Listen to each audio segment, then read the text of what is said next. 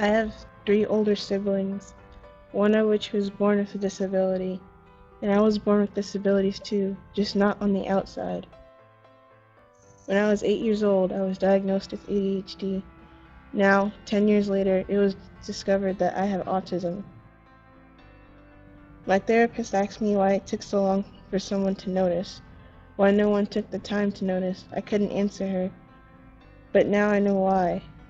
Everyone was so focused on my sister and what was wrong with her on the outside, and that they didn't notice that there was something wrong with me on the inside, especially when I started having depression.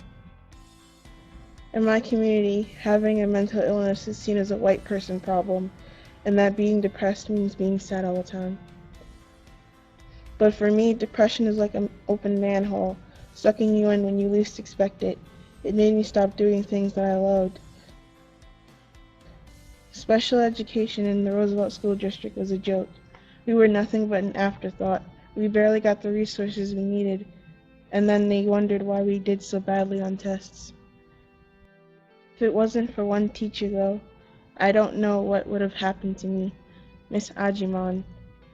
I entered her class soon after my diagnosis and stayed with her until I entered middle school. It was a class where you could be yourself and not feel pressured. She made me feel important. Because she made me feel important, I was able to graduate. We need to stop acting like mental illness is a problem that affects one race and recognize it as something that affects us all.